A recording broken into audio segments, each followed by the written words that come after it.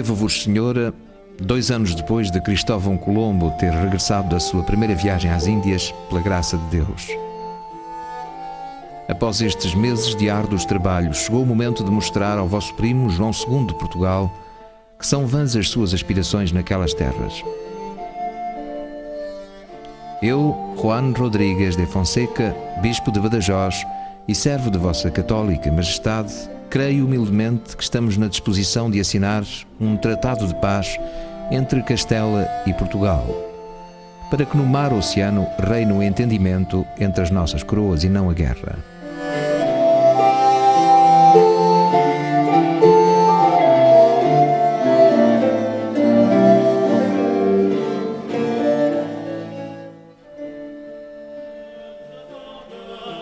Nos Códices Miniados é uma das figuras menores. Uma dessas personagens relegadas para segundo plano na história. Juan Rodrigues Fonseca é, em 1494, conselheiro pessoal em assuntos marítimos dos reis católicos de Espanha, Isabel e Fernando. E vai ser um dos artífices da Revolução Geográfica dos finais do século XV. Até este momento, o mundo conhecido na Península Ibérica abarca pouco mais que a Europa e o Mediterrâneo. Mas graças aos navegadores portugueses e espanhóis, as fronteiras da civilização ocidental vão alcançar os confins do planeta.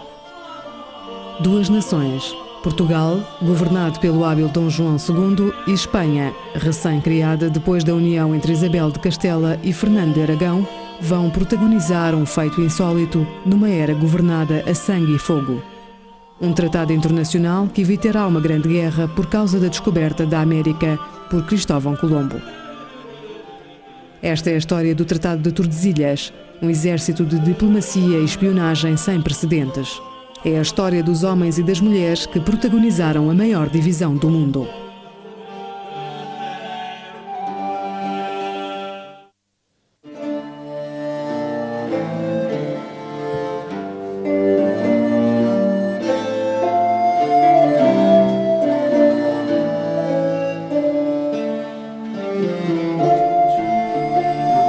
Tratado de Tordesilhas, 1494. A divisão do mundo.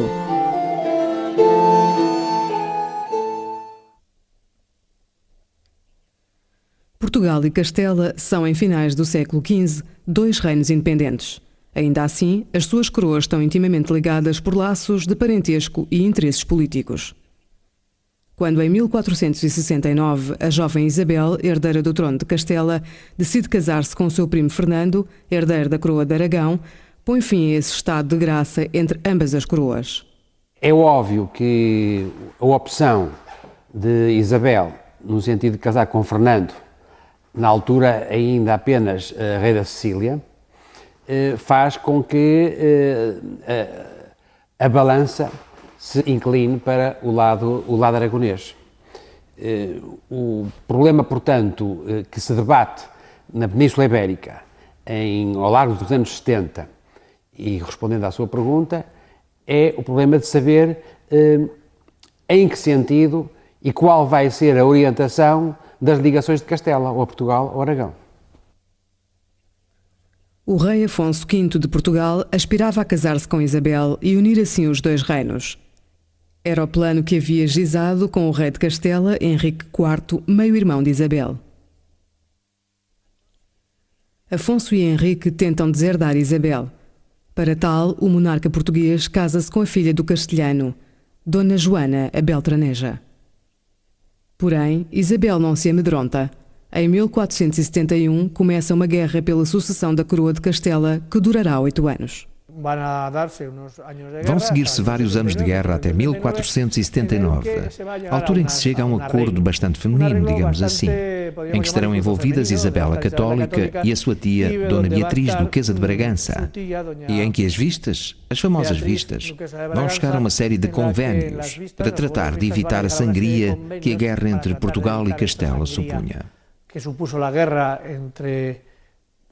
Recordemos a Batalha de Toro e todos os problemas em torno da Ciudad Rodrigo e não só. Era necessário chegar a um entendimento cordial ou a um acordo de paz. Em 1479, Fernando e Isabel venceram militarmente Afonso V nas batalhas de Toro e Albuera. Henrique IV morreu. Chega o momento da paz. Nesta pequena aldeia do Alentejo português é assinado o Tratado de Alcáçovas, que irá reger as relações entre Portugal e Espanha. É o antecedente principal do Tratado de Tordesilhas. Os problemas da sucessão estiveram sempre ligados à discussão dos espaços de intervenção oceânica. E, nesse sentido, tanto Alcáçovas como Tordesilhas são relativamente parecidos, ou seja, há um equilíbrio de concessões e de cedências de cada um dos lados em função do que é que pretendem, quer do ponto de vista da política interna, quer do ponto de vista da política atlântica. O Atlântico foi sempre, aparentemente, pelo menos, foi sempre uma forma de Isabel pressionar Portugal. A Isabel a Católica parece ter usado sempre o Atlântico como uma arma para conseguir chegar a equilíbrios depois nas suas relações com Portugal ao nível ibérico. Se ela quer que o rei de Portugal a reconheça como legítima herdeira de Castela, tem que dar algo em troca. Por isso concede a Portugal a navegabilidade ou o predomínio do Atlântico ao sul das Ilhas Canárias. Daí que consta do tratado um documento que determina o raio ou limite ao sul das Canárias, que é o famoso paralelo 26, a ter em conta a partir de então como limite entre a coroa de Castela e a coroa de Aragão, e que terá muito a ver com o descobrimento da América. Podemos dizer que o Tratado de Alcáçovas constitui uma novidade na história da definição dos espaços marítimos na Europa, porque é a primeira vez em que o mar é definido por fronteiras marítimas perfeitamente definidas. Já não se faz uma partição com base em rotas, mas sim em espaços definidos geograficamente, e então define-se que a fronteira passará por uma linha imaginária situada no ponto mais meridional das Canárias, ficando as Canárias para o norte dessa linha, portanto as Canárias para Castela e o sul para Portugal, com exceção da Madeira e dos Açores, que se consideram que, embora estejam situados a norte, ficarão como área portuguesa. Contudo, a divisão das áreas de influência no Atlântico vai entrar abruptamente em crise por obra de um só homem. Um genovês ambicioso, perseverante e corajoso que irá revolucionar os conhecimentos geográficos da época. Colombo era um homem que acreditava muitíssimo em si mesmo. Apesar de ter tudo contra, ele perseguiu a sua ideia e não desistiu enquanto não conseguiu o que queria. Era um comerciante, não era marinheiro. Provinha de uma família de comerciantes genoveses e desde pequeno começou a viajar, precisamente devido ao negócio da família, ou seja, como comerciante, e o mundo da marinha começou a interessar-lhe. Foi como náufrago que chegou a Portugal, onde teve a sorte de conhecer uma família portuguesa nobre, os Perestrelo. O sogro de Colombo era governador de uma das ilhas de Cabo Verde e também estava interessado precisamente nos descobrimentos portugueses que estavam já em curso no Atlântico. Também estava interessado precisamente pelos descobrimentos portugueses que se estavam realizando já no Atlântico. Foi graças a tudo isto que Colombo teve acesso a uma série de cartografias e notícias dos descobrimentos que noutro lugar ou noutro contexto não teria. Cristóvão Colombo está convencido de poder chegar à Índia e ao Japão atravessando o Atlântico. Em 1484, irá a Lisboa para tentar convencer D. João II para que financie uma expedição, com pouco êxito. Os portugueses, nesta altura, sabiam, com mais segurança, a medida exata do raio da Terra, portanto, a largura do planeta, que os outros todos da Europa. Não só os reis católicos estavam no mesmo grupo que todos os outros monarcas europeus, não é uma questão particular. E, portanto, aí havia uma convicção generalizada que a Terra era mais estreita do que é de facto, e D. João II sabia que não era assim. E, portanto, aqui D. João II estaria bastante seguro, na época, de que Colombo dificilmente teria chegado ao extremo oriente asiático. D. João II não concordou. Apresentou a uma comissão de cientistas que não aceitou a ideia porque achavam que não estava certa. Uma vez que naquele reino não acolhiam a sua proposta e dado que era viúvo por lhe ter morrido a mulher, Filipa Muniz de Perestrelo, e ter um filho pequeno, Colombo decidiu passar ao reino de Castela e tentar de novo a sorte junto da corte castelhana. Colombo vai precisar de 7 anos e da ajuda dos monges do mosteiro de Rábida para convencer os reis católicos espanhóis, especialmente Isabel, da grande oportunidade que representava a sua rota para o Ocidente em direção à Índia. Ficou demonstrado neste tempo que vós, discretíssima senhora, tendes razão. É necessário levar Castela até ao outro lado do oceano. Como subtil clarividência, compreendestes que era conveniente apoiar Colombo e abrir uma nova rota comercial para Catá e Cipango. Com a mesma clarividência convencestes o vosso esposo, o rei Dom Fernando, de que a coroa beneficiaria mais em investir no comércio das especiarias do que em centrar-se no predomínio naval do Mediterrâneo.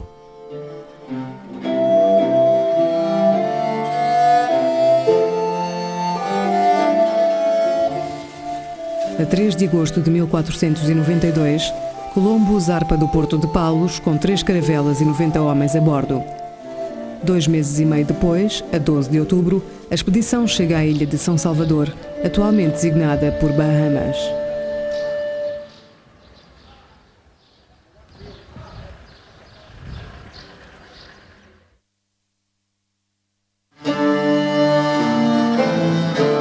Depois de fazer o reconhecimento da zona e descobrir Cuba e o Haiti, a 4 de janeiro empreende a viagem de regresso a Castela. No regresso, a expedição enfrenta uma tempestade no Atlântico. O barco de Colombo, a Ninha, separa-se da Pinta de Martim Alonso Pinzon, que irá chegar ao porto galego de Baiona. Colombo desembarca finalmente em Lisboa. Esta decisão irá marcar o futuro das relações entre Portugal e Espanha.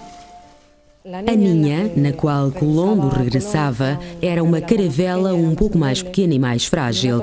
A tempestade de Cabo Verde, que a separou das outras, levou-o para perto da costa sul da península.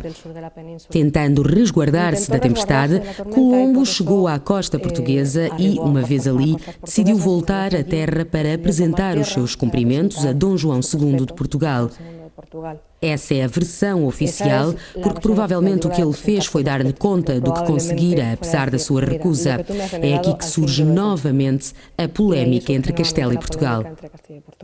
Depois, a própria forma como se apresenta na corte de Dom João II e pela forma como é tratado pelos cronistas, os cronistas insistem que a atitude de Colombo, quando se apresentou junto de Dom João II, foi uma atitude de quase desafio, ou de uma certa arrogância, de ver, no sentido de vir ver, estás a ver, não quiseste, mas eu descobri.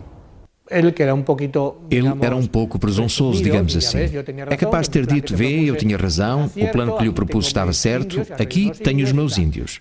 Trouxe de facto uns índios e Dom João II, que era um rei muito inteligente, tratou logo de, através de inquirições, averiguar a localização do descobrimento para ver se realmente tinha sido feito dentro do que correspondia ao Tratado de Alcáçovas. A crónica feita por Rui de Pina, que foi secretário de Dom João II, dá claramente a entender que houve alguns cortesãos que sugeriram a Dom João II que se matasse Colombo para se resolver o problema. Porque a crónica diz que Colombo era muito levantado do entendimento. Quer dizer, ele deve ter chegado à corte de Lisboa a dizer mais ou menos como veio, eu é que tinha razão. E o rei português teve alguma dúvida nos primeiros instantes, mas ele próprio assegurou depois a proteção pessoal da vida de Colombo perante os seus conselheiros que queriam mandar matá-lo, de facto. O rei Dom João II evita que Colombo seja assassinado numa conjura que pretendia ocultar a sua descoberta. Quando o navegador parte para Castela, o monarca português toma rapidamente medidas diplomáticas. Arma uma frota para vigiar a rota até o Atlântico Ocidental e envia os seus embaixadores e espiões para a corte castelhana. Fernando o Católico encontra Colombo em Barcelona em finais de abril de 1493 e depois de o saudar e de o considerar Dom Cristóvão Colombo, apresentando-o às autoridades catalãs como uma figura importante, assim que se encontram em privado, a primeira pergunta que lhe faz é acerca da localização da sua descoberta, pois ele não estava muito convencido. Afirma precisar de conhecer a localização exata do território, de forma a poder situá-lo na redação da bula correspondente. e assim evitar os problemas que lhe haviam sido colocados pelos embaixadores de Dom João II de Portugal, que se encontravam na altura em Barcelona. Uma leitura estrita do Tratado das Alcáçovas, vista na perspectiva da interpretação portuguesa, faz com que o rei João II de Portugal tenha razão quando diz essa é uma área portuguesa. Se olharmos para o mapa e imaginarmos essa linha horizontal que passa pelo ponto mais meridional das Canárias e o projetarmos para o ocidente, terminamos na Flórida. O que quer dizer, portanto, que tudo quanto está ao sul da Flórida, segundo a interpretação portuguesa, pertence à área lusitana. Quiseram os céus que 13 anos antes do Colombo chegar às Índias, a vossa presença no trono de Castela se visse assegurada pelos acordos que fizestes com a vossa tia Beatriz, duquesa de Bragança. Aquelas conversações familiares tiveram lugar no contexto do Tratado de Alcáçovas. Mas o que não podíamos imaginar é que o domínio português no Atlântico ficaria tão reforçado. Agora que sob os vossos auspícios Colombo descobriu novas rotas, é a altura de rever uma situação que já dura há demasiados anos.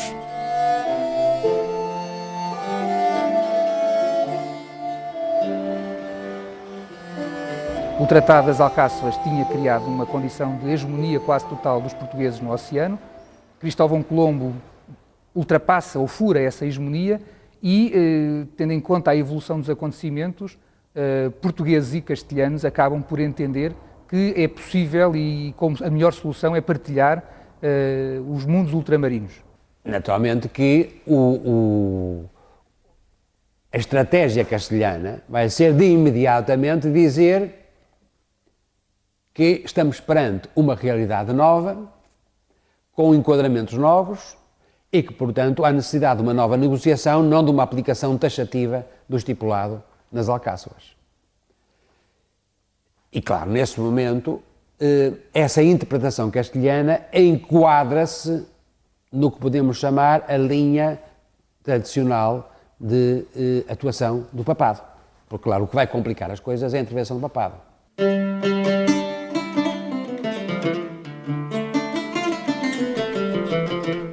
Fernando, o rei espanhol, procura apoio internacional contra a pretensão portuguesa de reclamar os seus direitos sobre as terras descobertas por Colombo.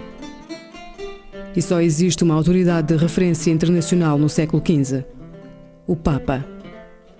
Perante essa situação, e estando os embaixadores portugueses já em Barcelona, enviou imediatamente embaixadores a Roma para falarem com o Papa e conseguirem uma série de bulas que lhes dessem dispensas e poderes sobre as novas terras, o mesmo que noutras alturas Portugal fez com territórios de África. Quem era o Papa? Alexandre VI. Era da sua região, era aragonês e sabe-se que tinha 2 filhos bastardos, a quem neste momento, em abril de 1493, Fernando o Católico vai conceder alguns benefícios. De forma que, a 18 de abril, há uma bula e um escrito do secretário de Estado que praticamente coloca o Papa à disposição da política de Dom Fernando o Católico. Alexandre VI era um homem de grande ambição e que tinha feito tudo o que podia para ajudar aquele que o tinha ajudado a chegar ao trono da Santa Sé. E, portanto, é uma intervenção perfeitamente clara, não há nenhuma arbitragem de conflitos. Alexandre VI não intervém para, no fundo, servir de árbitro entre ambas as partes. Alexandre VI escreve as chamadas bulas alexandrinas, uma delas, aliás, completamente falsificada, a segunda, conforme Charles Martial de Witt demonstrou, que inclusivamente foi antedatada, escreve as bulas ou imita as bulas alexandrinas para favorecer uma parte que é aquela que pediu que ele servisse de árbitro. Uma vez mais, a vossa discrição suportou as intrigas. Todavia, hoje recordo quando o rei Dom João II mandou emissários à nossa corte para fazer ver que as novas terras estavam sob a jurisdição portuguesa. Mas o rei Dom Fernando, alentado pelo Espírito Santo, fez valer a sua influência no Vaticano e conseguiu uma bula de Nosso Senhor o Papa Alexandre VI, na qual se certificava de que a descoberta pertencia a Castela, ainda que não se soubesse ao certo a localização daquelas terras. Surpreendeu-me então a perspicácia de Colombo. Propôs traçar uma linha do Polo Norte ao Polo Sul, passando pelas ilhas dos Açores e de Cabo Verde, sendo que a poente tudo pertencia ao Reino de Castela. Cristóvão Colombo inspirou os reis católicos e o próprio Papa Borgia a fazerem uma nova divisão do mundo baseada numa linha de norte a sul e não de este a oeste como a traçada no Tratado de Alcáçovas. Alexandre VI dá-lhe ouvidos e altera a sua primeira bula. Colombo, para evitar não só que os reis fiquem sem essas terras, mas também que ele perca os direitos que tinha conseguido, propõe-lhes alterar o sentido da divisão da terra. Propõe que o Tratado de Alcáçovas, que definia um meridiano que passava pelas Ilhas Canárias, se transforme numa ilha, de um polo ao outro, que passe por Cabo Verde e pelas Canárias. Com esta informação, na qual o rei propõe um novo tratado, e também com as novas bulas, o Papa decide deslocar a linha umas 100 léguas. O Papa decide desplazá-la a 100 léguas. A bula de Alexandre VI, que fala na linha divisória, é uma bula equívoca porque diz que a linha deve ser traçada de polo a polo, portanto é um semimeridiano, não um meridiano completo, 100 léguas ao ocidente dos Açores e de Cabo Verde. Ora, os Açores estão aqui, Cabo Verde está aqui, portanto as 100 léguas não são reais, não é possível traçá-las. A intervenção concreta, tal como se traduziu nas bulas papais, cria um problema gravíssimo. Eu penso que tanto os reis de Castela, Fernando como Isabel, como o rei de Portugal, perceberam que essas bulas criariam, se fossem cumpridas, criariam um problema gravíssimo. E é talvez a consciência da gravidade desse problema que os leva a abandonarem, por consenso entre as duas partes, as negociações baseadas nas bulas papais e entrarem em negociações diretas. Perante a dificuldade em saber exatamente o que são e onde ficam as terras descobertas por Colombo, os reis de Espanha ordenam ao almirante que parte de novo em setembro de 1493. Colombo tem o mandato de povoar as terras descobertas e, sobretudo, de elaborar um mapa das mesmas para que Dona Isabel e Dom Fernando possam negociar com Dom João II. Colombo parte novamente. Nesta segunda viagem não vão 3 embarcações como na primeira, que fora mais casual e que pretendia apenas sondar. Esta conta agora com uma grande armada de 17 embarcações, em que viajam muitos artesãos e carpinteiros. O objetivo principal de Colombo é saber ao certo onde chegara da primeira vez, fazer um mapa e mostrá-lo aos reis. Vossas Majestades, com generosidade ilimitada, confiastes neste humilde servo para organizar uma segunda expedição às Terras Novas. E eu, Juan Rodríguez de Fonseca, aceitei agradecido este alto encargo que não mereço. Preparar uma nova viagem para determinar exatamente onde se encontravam as Índias. Para um feito importante de caráter estatal, é necessário pôr à frente uma pessoa importante. Ao procurarem alguém que reúna essas condições, encontraram mesmo ali ao lado, provavelmente recomendado pelo seu superior, uma figura que é Juan Rodríguez de Fonseca. É um homem do Renascimento que se movia num ambiente de cartografia interessante e que ficará encarregado de levar a cabo toda a organização económica e de estratégia de uma expedição muito importante de 17 embarcações. A partir deste momento, ele será uma pessoa fundamental em todo o projeto americano. Terá que, juntamente com Colombo, organizar as embarcações, o dinheiro, a geografia, a cartografia e toda a política de espionagem que pode haver num lugar e noutro. Fonseca era um homem de grande caráter, com uma mente privilegiada, muito organizado e não se deixava manipular facilmente. Penso que foi precisamente por isso que os reis pensaram nele, pois Colombo também tinha um caráter muito forte. Se escolhessem alguém fraco, podiam em 2 tempos perder as terras e a coroa não poderia fazer nada. Apesar das tensões entre Fonseca e Colombo, a multitudinária expedição chega às Antilhas com êxito. Colombo dedica-se imediatamente a cartografar as ilhas descobertas. Todos os esforços deste ministro de Deus foram postos naquele encargo. Ainda assim devo confessar-vos, senhora, que não foi fácil lidar com Colombo, pois a sua tendência para o gasto chocava com as minhas inclinações naturais para a contenção. Ainda assim, a 25 de setembro de 1493, com a bênção do Nosso Senhor, zarparam 17 barcos com 1.500 homens e mulheres. E com eles, Colombo, disposto a desenhar um mapa que fizesse com toda a precisão a localização das Índias recém-descobertas. Este vai ser o documento realizado por Colombo, que mal chega, é enviado em fevereiro de 1494 por António de Torres, chefe da expedição, que volta com 12 navios aos reis católicos para que estes conheçam exatamente a localização. Os reis católicos receberam-no a 4 de abril de 1494 em Medina del Campo. E vem o documento que nós encontramos como cartografia literária, que traduzimos como cartografia de imagens. Recolhidos os dados, estudámos-los perfeitamente. E como a carta estava muito bem feita e detalhada, fomos prosseguindo pouco a pouco, utilizando informações, plasmando os dados em material de tela, buscando as cores, obtendo todos os demais dados técnicos num trabalho arqueológico. Todas as demais dados técnicos. E desse modo conseguimos reproduzir a peça que antes era só literária e que agora passa a ser literário-pictórica. A característica mais importante desta carta, do ponto de vista cartográfico, é ter sido feita segundo um sistema tradicional que se chama carta plana, para evitar a figura côncava da Terra, tornando-se assim de mais fácil compreensão para os reis que não entendiam muito bem as questões das longitudes e das latitudes.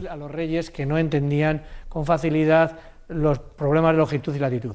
O que ele faz neste caso é corrigir a geografia da Europa baseando-se num mapa medieval. Localiza as ilhas de Cabo Verde e as terceiras, que curiosamente hoje são os Açores, muito a este, para que depois, ao traçar a linha divisória de Tordesilhas, esta passe por ambos os arquipélagos, o que na realidade seria impossível.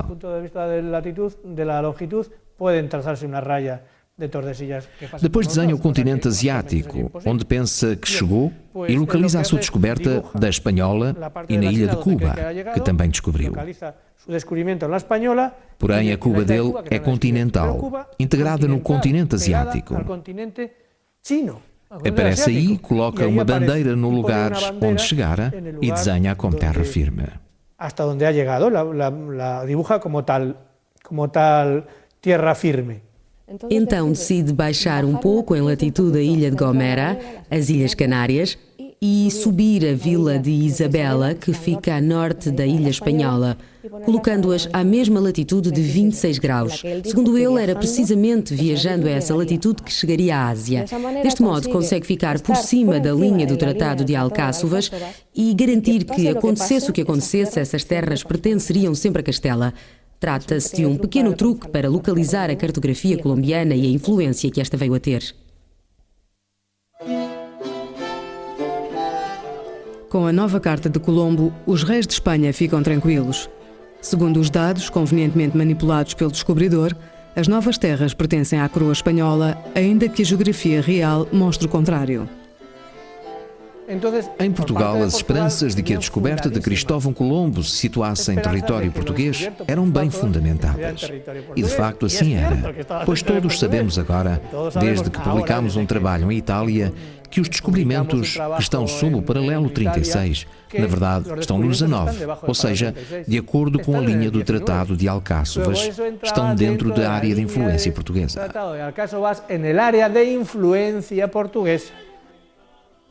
No entanto, a prioridade de Dom João II não é reivindicar a descoberta, mas sim conservar a rota para a Índia. Portugal precisa que o novo tratado reflita o seu direito de navegar pelo Atlântico Sul na rota até ao Cabo da Boa Esperança. É uma questão importantíssima e é a questão fundamental para percebermos todas as negociações que conduziram ao resultado final do Tratado de Tordesilhas. A viagem de Bartolomeu Dias, que leva à descoberta do Cabo da Boa Esperança e da passagem para o Índico, é uma viagem que foi feita ao longo da costa ocidental africana, porque era uma viagem em busca da passagem. Mas enquanto realizaram essa navegação penosa para sul, os navegadores portugueses aperceberam-se que estavam a enfrentar permanentemente ventos contrários, que são os ventos alísios que, junto à costa africana, sopram para norte. E, portanto, que era uma viagem difícil e era uma viagem pouco prática. Para aceder à rota do Cabo, para aceder ao Oceano Índico e às especiarias, para ir ao Oriente, era preciso navegar primeiro para o Ocidente no Atlântico, era preciso ir até o sudoeste do Atlântico para ter uma rota permanentemente com ventos favoráveis, que era muito mais rápida e muito menos arriscada do que uma rota de navios de comércio realizada num regime de ventos contrários. Os diplomatas e os espiões de ambos os reinos trabalham de empreitada para evitar o conflito bélico, que não interessa a nenhuma das coroas. Um conflito motivado, além do mais, por um oceano e umas terras recém-exploradas e que ninguém sabe localizar com precisão. Hoje, rogo a Deus Nosso Senhor que continue a abençoar-nos com a sua graça.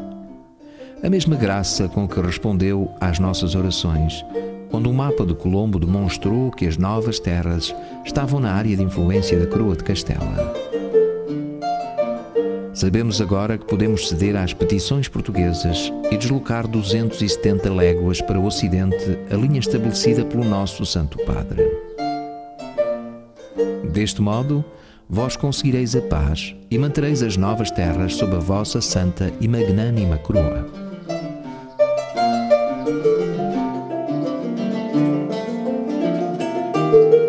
É evidente que os reis católicos estavam numa situação desvantajosa em relação a Portugal nestas negociações, porque os reis católicos tinham entrado de repente neste processo, enquanto os portugueses estavam nele, nesta altura, há mais de 70 anos. E esta é que é a grande diferença, não é? Os portugueses têm navegações para o sul desde os anos 20, passam o Cabo Bojador em 1434 e, portanto, 60 anos depois negociam Tordesilhas. O processo de negociação decorre com o envio simultâneo de embaixadas e há um período, são no fundo cerca de 15 meses de negociações, é um período que não está tão bem documentado como nós gostaríamos que estivesse, porque nós temos conhecimento do que as embaixadas vão para um lado e para o outro, exatamente o que é que discutem e porque é que discutem, isso não é sabido. As crónicas e a documentação existente não são muito loquazes a esse respeito, não dizem muitas coisas. E, por exemplo, da parte portuguesa é muito curioso porque há claramente um silêncio sobre o assunto que não se percebe bem, a não ser que nós assumamos que Tordesilhas não foi exatamente entendido como uma grande vitória de Dom João II aos olhos daqueles que o serviam a ele próprio. Eu diria que são negociações muito modernas. Há embaixadores, envio de notas diplomáticas, há contra-informação, há muita contra-informação, tanto dos dois lados. Há negociações oficiais e pressões paralelas. Há uma componente forte de negociações técnicas ao lado das negociações políticas, sobretudo quando se entra no domínio da definição das linhas de fronteiras atlânticas. É interessante notar que um dos negociadores finais de Tordesilhas, e provavelmente terá participado nas negociações anteriores, embora não apareça na primeira linha, é um técnico de navegação. É um homem com uma grande experiência, um português chamado Duarte Pacheco Pereira, com grande experiência na navegação na zona da Guiné, e muito provavelmente a sua opinião foi determinante na definição dos exatos termos em que a linha de fronteira das 370 léguas será definida, porque efetivamente os termos em que essa linha é definida têm, para a época, um extraordinário rigor técnico, dentro das limitações da época.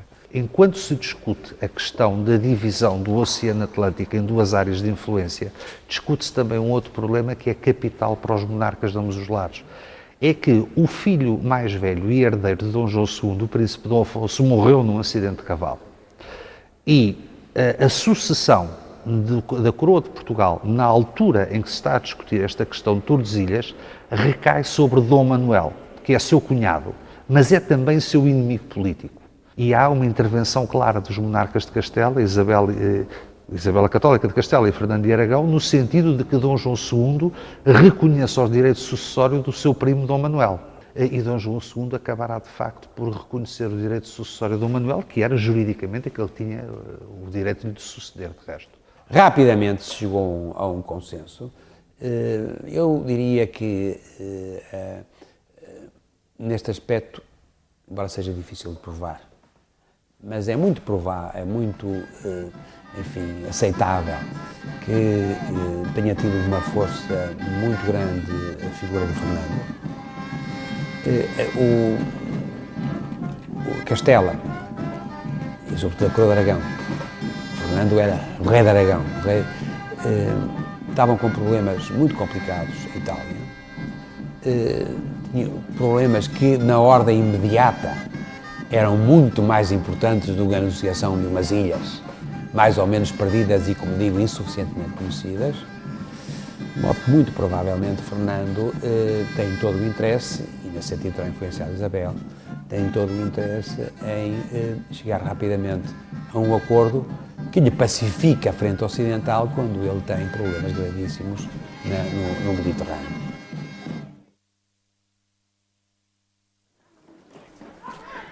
Finalmente, a 7 de junho de 1494, duas delegações de ambas as coroas reúnem-se na localidade castelhana de Tordesilhas para assinar um acordo que, do ponto de vista ocidental, supõe a divisão do mundo conhecida até à data. Alonso González de Tordesillas es mi nombre. Y yo su esposa, Leonor de Ulloa. Y esta es nuestra casa. As duas comissões, a portuguesa e a espanhola. As duas comissões, a portuguesa e a espanhola ou castelhana, reúnem-se na cidade, no Palácio de Tordesilhas, aqui mesmo onde estamos agora a gravar. E vão chegar a um dos acordos correspondentes, que é conhecido como o Tratado de Tordesilhas. Não me atrevo a falar em divisão do mundo, como se diz por aí. Embora os chineses se riam de nós, claro. Digamos que repartem as áreas de influência atlântica entre ambas as coroas. Não foi fácil chegar ao acordo de Tordesilhas, mesmo nas negociações de Tordesilhas, embora a ameaça militar sempre estivesse presente, nunca chegou a ser concretizada e, portanto, os problemas acabaram por se resolver em termos pacíficos. A zona que vai desde a linha de Tordesilhas em direção a este corresponderia a Portugal. Toda essa área de influência estaria sob o seu poder. E a parte correspondente à linha em direção ao oeste corresponderia a Castela. Com um corredor para que possa passar da região espanhola da Península de Castela em direção a oeste pelas Canárias. Esta é a decisão fundamental que apazigua a possível inimizade entre Dom João II e os reis católicos.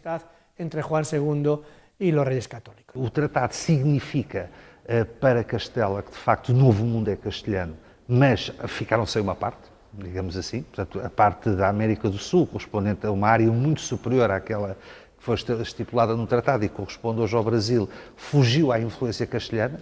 Toda a América do Sul hoje deveria falar castelhano se a linha de Alexandre VI vingasse. Portugal garante, por outro lado, o caminho para o Oriente, mas perdeu o que seria a intenção primeira de Dom João II, que era o paralelo que lhe daria o controle de todo o Atlântico Sul. Portanto, ambos perderam e ambos ganharam.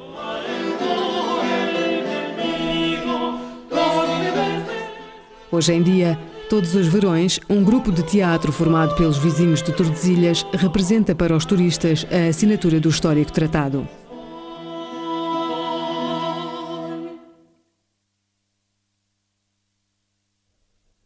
O acordo assinado em Tordesilhas e ratificado em Setúbal dá origem a uma nova cartografia criada em Castela por Juan Rodrigues de Fonseca. Os novos mapas incluem a linha de Tordesilhas, dividindo o mundo em dois. Esta linha estará presente em muitas cartas até ao século XVIII. Mas o primeiro mapa que a apresenta é este. A carta feita em 1500 por Juan de la Cosa, um piloto que já navegara com Colombo na sua primeira viagem às Antilhas. A carta de Juan de la Cosa é uma carta universal, como lhe chamavam na altura. Nela está representado todo o mundo conhecido até então e, sobretudo, as terras descobertas pelos espanhóis na América, que então não se chamava América, mas sim Índias. Esta carta é importante porque põe no papel a questão dos descobrimentos e os temas políticos e de competência entre portugueses e espanhóis.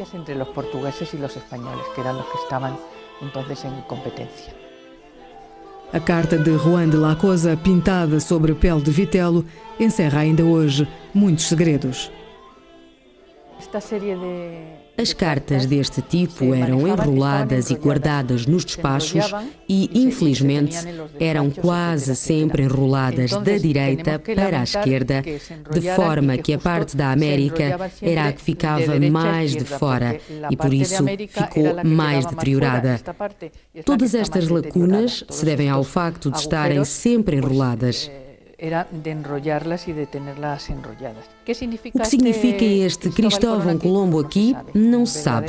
Existem de facto muitas teorias, das quais a mais simples é a que afirma que, como não se sabia se aqui havia uma passagem para as Índias, que era precisamente o que Colombo procurava, foi colocado aqui esta consagração a São Cristóvão para cobrir essa parte desconhecida. E aqui está traçada a tão importante linha divisória. Não restam dúvidas de que esta carta foi baseada nas resoluções do Tratado de Tordesilhas.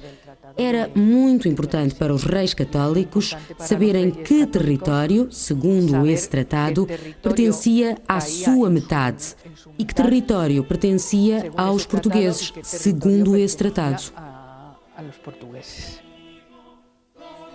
A carta de Juan de la Cosa destinava-se aos reis católicos espanhóis que não queriam voltar a padecer de falta de informação sobre a descoberta de Colombo, nem pôr em perigo a paz com Portugal. Após a assinatura do tratado, os reis de ambas as coroas, Dom João II, Dona Isabel e Dom Fernando, esforçam-se por saber quanto antes até onde chegam as frotas concorrentes. Neste ir e vir de embarcações e descobridores, aparece o Brasil. O tratado deixa bem claro que o território amazónico pertence à área de domínio português. Porém, algumas teorias apontam para o facto de o empenho de Dom João II em levar a linha de Tordesilhas até às 370 léguas das Ilhas dos Açores só ser explicável porque Portugal já conhecia o Brasil antes de Colombo chegar às Antilhas. Eu penso que esta interpretação não é aceitável. Em primeiro lugar, porque é demasiado forçada para tentar encontrar no Dom João II quase que uma capacidade estratégica que de facto ele não podia ter. Objetivamente não se conhecia o Brasil, a não ser que se admita que esse conhecimento era um conhecimento secreto. E o recurso a conhecimentos secretos é muito perigoso na história porque permite explicar tudo. A referência ao secreto dispensa-nos de apresentar provas. É secreto e, portanto, não tenho que o provar. Melhor, o secreto transforma em prova a ausência de prova.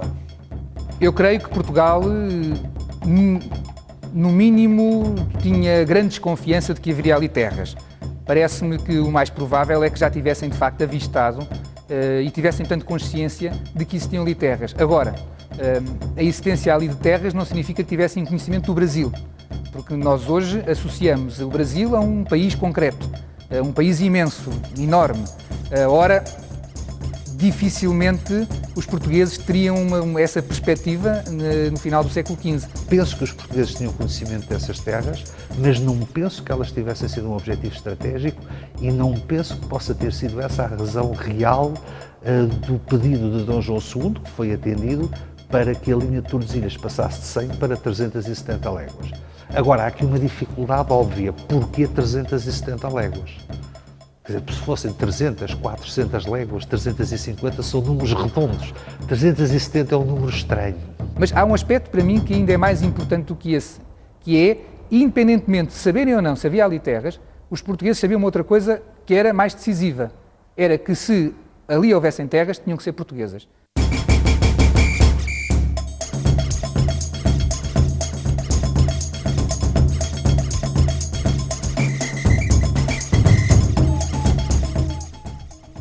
Hoje, mais de 180 milhões de brasileiros falam português graças ao Tratado de Tordesilhas e à sua linha invisível sobre o Atlântico.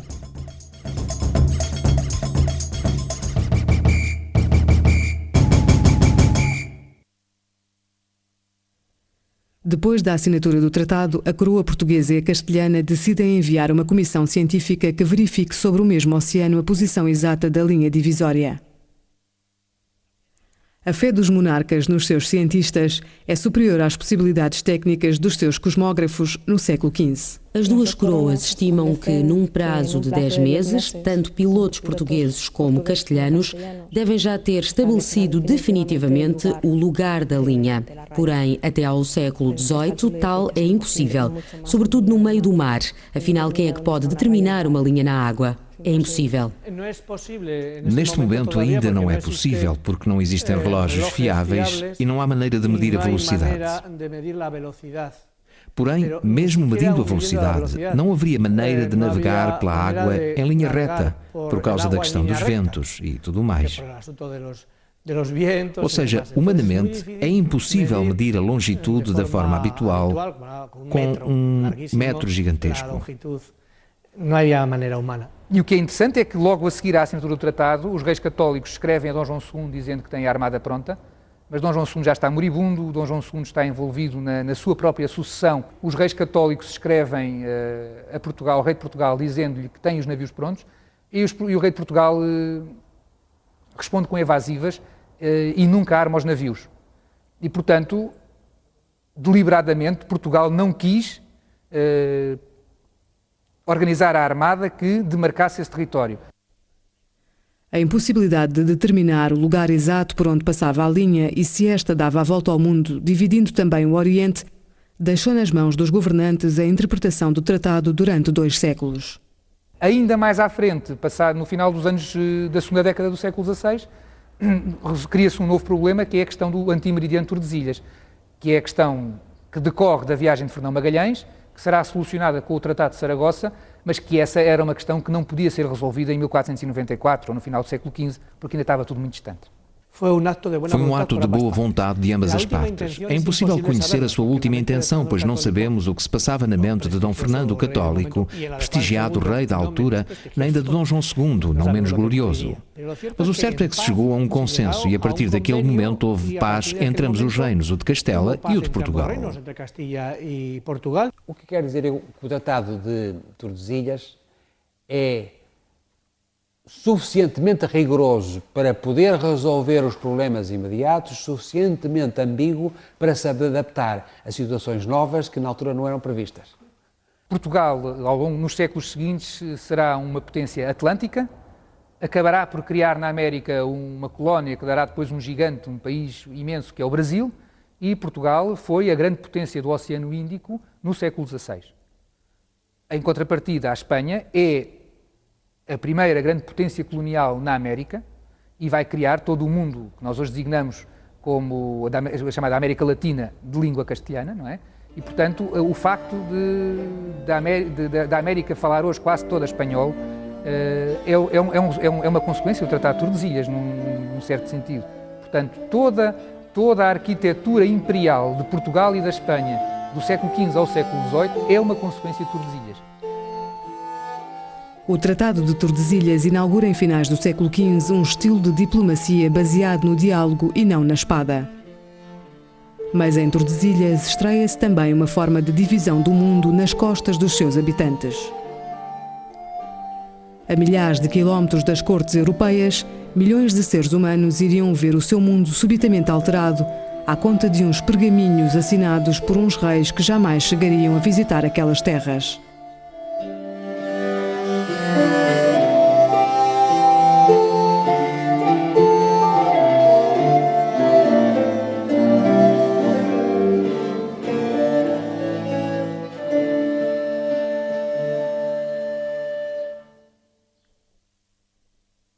Versão portuguesa, Santa Claus Audiovisual.